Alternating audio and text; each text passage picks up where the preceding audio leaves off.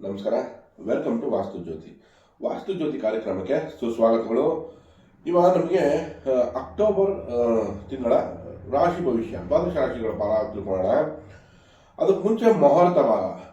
ಇವಾಗ ನಮಗೆ ದಸರಾ ಶುರು ಆಗ್ತಾ ಇದೆ. ವಿಜಯದಶಮಿ ದಿವಸ ಯಾರೇ ಆಗಲಿ ಶುಭ ಕಾರ್ಯಗಳು ಮಾಡ್ಕೋಬೋದು. ಅದಕ್ಕೆ ಪರ್ಟಿಕ್ಯುಲರ್ ನಕ್ಷತ್ರ ಬೇಕು ಅಂತೇನಿಲ್ಲ. ಸೊ ಹಾಗಾಗಿ ಎಲ್ಲರೂ ಏನೇ ಶುಭ ಕಾರ್ಯ ಮಾಡಬೇಕು ಅವತ್ತು ಹೊಸ ಪ್ರಾರಂಭ ಮಾಡಬೇಕು ಅಂದರೆ ಮಾಡ್ಕೋಬೋದು. ಅದು ಬಿಟ್ಟು ನೋಡಿ, 3ನೇ ತಾರೀಕು ನಮಗೆ ವಿಜಯದಶಮಿ ಅಕ್ಟೋಬರ್ 2 ಬರುತ್ತೆ. ನಂತರ ನಮಗೆ 3ನೇ ತಾರೀಕು ಏಕಾದಶಿ ಶ್ರವಣ ನಕ್ಷತ್ರ. ಶ್ರವಣ ನಕ್ಷತ್ರಕ್ಕೆ ಯಾವ್ಯಾವ ನಕ್ಷತ್ರ ಮ್ಯಾಚ್ ಆಗುತ್ತೆ ಮಾಡ್ಕೋಬೋದು ಅಂದರೆ ಧನಿಷ್ಠ, ಪೂರ್ವಭಾದ್ರ, ರೇವತಿ, ಭರಣಿ, ಕೃತಿಕಾ, ಮೃಗಶಿರ, ಪುನರ್ವಸು, ಆಶ್ಲೇಷ, ಪೂರ್ವ ಪಾಲ್ಗುಣಿ, ಉತ್ತರ ಪಾಲ್ಗುಣಿ, ಚಿತ್ತ, ವಿಶಾಖ, ಜ್ಯೇಷ್ಠ, ಪೂರ್ವಾಷಾಢ, ಉತ್ತರಾಷಾಢ. ಈ ನಕ್ಷತ್ರದವರು 3ನೇ ತಾರೀಕು ಮಾಡ್ಕೋಬೋದು. ನಂತರ ನಮಗೆ ಸಿಗೋದು 13ನೇ ತಾರೀಕು ಸಪ್ತಮಿ ಆರಿದ್ರ ನಕ್ಷತ್ರ. ಸೊ ಸಪ್ತಮಿ ದಿವಸ ಆರಿದ್ರ ನಕ್ಷತ್ರಕ್ಕೆ ಯಾವ್ಯಾವ ನಕ್ಷತ್ರ ಮ್ಯಾಚ್ ಆಗುತ್ತೆ ಮಾಡ್ಕೋಬೋದು ಅಂದರೆ ಪುನರ್ವಸು, ಆಶ್ಲೇಷ, ಪೂರ್ವ ಪಾಲ್ಗುಣಿ, ಹಸ್ತ, ಚಿತ್ತ, ವಿಶಾಖ, ಜ್ಯೇಷ್ಠ, ಪೂರ್ವಾಷಾಢ, ಶ್ರವಣ, ಧನಿಷ್ಠ, ಪೂರ್ವಭದ್ರ, ರೇವತಿ, ಭರಣಿ, ರೋಹಿಣಿ, ಮೃಗಶಿರ. ಈ ನಕ್ಷತ್ರಗಳು ಆವತ್ತಿನ ದಿನ ಮಾಡ್ಕೋಬೋದು.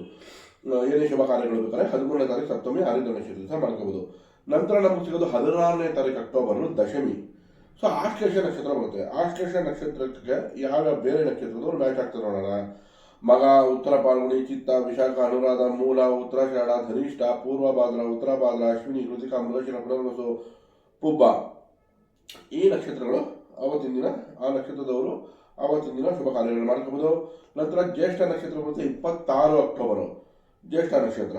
ಆವಾಗ ಜ್ಯೇಷ್ಠ ನಕ್ಷತ್ರದ ಯಾರಿಗೆ ಮ್ಯಾಚ್ ಆಗುತ್ತೆ ಅಂದರೆ ಮೂಲ, ಪೂರ್ವಾಷಾಢ, ಧನಿಷ್ಠ, ಪೂರ್ವಭಾದ್ರ, ಉತ್ತರಭಾದ್ರ, ಅಶ್ವಿನಿ, ಕೃತಿಕಾ, ಮೃಗಶಿರ, ಪುನರ್ವಸು, ಪುಷ್ಯ, ಮಘ, ಪೂರ್ವ ಪಾಲ್ಗುಣಿ, ಚಿತ್ತ, ವಿಶಾಖ, ಅನುರಾಧ. ಈ ನಕ್ಷತ್ರಗಳು ನಿಮಗೆ ನಿಮಗೆ ಮುಹೂರ್ತ ಭಾಗಗಳಿಗೆ ಅನುಕೂಲ ಆಗುತ್ತೆ. ಆವತ್ತಿನ ದಿನ ಶುಭ ಕಾರ್ಯಗಳು ಮಾಡ್ಕೋಬಹುದು. ಈಗ ನಮಗೆ ಮುಹೂರ್ತ ಭಾಗದ ನಂತರ ನಮಗೆ ದ್ವಾದಶ ರಾಶಿಗಳ ಫಲಗಳ ಬಗ್ಗೆ ತಿಳ್ಕೊಳ್ಳೋಣ. ಮಕರ ರಾಶಿಯವರಿಗೆ ಅಷ್ಟಮದಲ್ಲಿ ಕೇತು ಸಂಚಾರ. ಸೊ ಸ್ವಲ್ಪ ಆಕ್ಸಿಡೆಂಟ್ಸ್ ಆಗೋದು ಅಥವಾ ಕಾಲು ಉಗುರುಗಳಿಗೆ ಬೀಳೋದು, ಉಗುರು, ಹೆಬ್ಬೆರಳುಗಳು, ತುದಿ ಇಂಥ ಕಡೆ ಏಟು ಬೀಳುವಂಥ ಚಾನ್ಸಸ್ ಇರುತ್ತೆ. ಎಚ್ಚರಿಕೆ ವಹಿಸಬೇಕಾಗುತ್ತೆ. ಕೆಲಸ ಕಾರ್ಯಗಳು ನಿಧಾನ ಆಗೋದು, ಭಿನ್ನಾಭಿಪ್ರಾಯಗಳು ಬರಬಹುದು.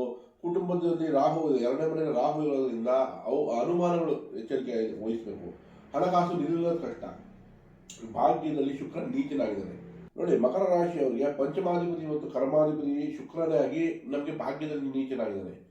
ರವಿ ಜೊತೆ ಇದೆ, ಅಷ್ಟಮಾಧಿಪತಿ ಜೊತೆ ಇದೆ. ಹಾಗಾಗಿ ಮಕರ ರಾಶಿಯವರ ತಂದೆ ಆರೋಗ್ಯದಲ್ಲಿ ಎಚ್ಚರಿಕೆ ವಹಿಸಬೇಕಾಗುತ್ತೆ. ಜೊತೆಗೆ ಪ್ರೀತಿ ಪ್ರೇಮದಲ್ಲಿ ನಿರಾಸೆ ಉಂಟಾಗುವ ಚಾನ್ಸಸ್ ಇರುತ್ತೆ. ಅದಕ್ಕೂ ಎಚ್ಚರಿಕೆ ವಹಿಸಬೇಕು. ಇನ್ನು ನೋಡಿ, ಕರ್ಮಸ್ಥಾನಾಧಿಪತಿ ಶುಕ್ರ ಆಗಿ ನೀಚನಾಗಿರೋದ್ರಿಂದ, ಸೂರ್ಯನ ಜೊತೆ ಇರೋದ್ರಿಂದ ಬಾಸಿಂದ ಒತ್ತಡಗಳು ಬರ್ಬೋದು, ಬದಲಾವಣೆ ಆಗೋ ಚಾನ್ಸಸ್ ಇರುತ್ತೆ. ಅದಕ್ಕೆ ಸ್ವಲ್ಪ ನೀವು ಎಚ್ಚರಿಕೆ ವಹಿಸಬೇಕು. ಯಾಕಂದ್ರೆ ಗುರುಗಳು ನಿಮಗೆ ಏನೇ ಸಣ್ಣ ಪುಟ್ಟ ತೊಂದರೆ ಬರಲಿ, ಅಕ್ಟೋಬರ್ 21 ನಂತರ ನಿಮಗೆ ಗುರು ಯಾವ ಸಪ್ತಮಕ್ಕೆ ಬರುತ್ತೆ, ಗುರು ಬಲ ಬಂತು.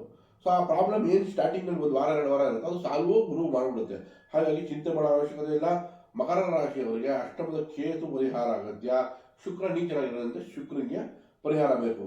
ನೋಡಿ, 10ನೇ ಮನೆ ಕರ್ಮಸ್ಥಾನದಲ್ಲಿ ಕುಜ ನಿಮಗೆ ಅತ್ಯುತ್ತಮ ಫಲ ಕೊಡುತ್ತೆ. ನೋಡಿ, ಅಲ್ಲೇ ಸೂರ್ಯನೂ ಬರುತ್ತೆ ಅಕ್ಟೋಬರ್ 2ನೇದರಲ್ಲಿ. ಸೊ ಮಕರ ರಾಶಿಯವರಿಗೆ ಫಸ್ಟ್ 1 ವಾರ 10 ದಿವಸ ಸ್ವಲ್ಪ ಪ್ರೆಷರ್ ಇದ್ರು ವಾರಾಂತ್ಯದಲ್ಲಿ ತುಂಬಾ ಶುಭ ಫಲ ಅಂತ ಹೇಳ್ಬೋದು. ಕೆಲಸ ಕಾರ್ಯಗಳಲ್ಲಿ ಗೌರವನೂ ಸಿಗುತ್ತೆ, ಹೈಯರ್ ಅಥಾರಿಟಿಯಿಂದ ರೆಕಗ್ನಿಷನ್ ಸಿಗುತ್ತೆ. ಸೊ ಮಕರ ರಾಶಿಯವರಿಗೆ ಒಟ್ಟಾರೆ ತಗೊಂಡ್ರೆ ಅಕ್ಟೋಬರ್ ಶುಭ ಫಲ. ಅದರಲ್ಲಿ 10ನೇ ತಾರೀಕು ಬೇರೆ ಅಂತ ಹೇಳ್ಬೋದು. ಹಬ್ಬಗಳನ್ನ ಚೆನ್ನಾಗಿ ಆಚರಿಸಿ, ಬಂಧು ಮಿತ್ರರನ್ನ ಕರೀರಿ, ಬಡ ಬಾಂಧವರಿಗೆ ದಾನ ಧರ್ಮಗಳನ್ನು ಮಾಡಿ, ಪಶು ಪಕ್ಷಿಗಳಿಗೆ ಆಹಾರ ನೀಡಿ. ಖಂಡಿತ ನಿಮಗೆ ಇದು ಪರಿಹಾರ ಆಗುತ್ತೆ. ಒಳ್ಳೆಯದಾಗಲಿ.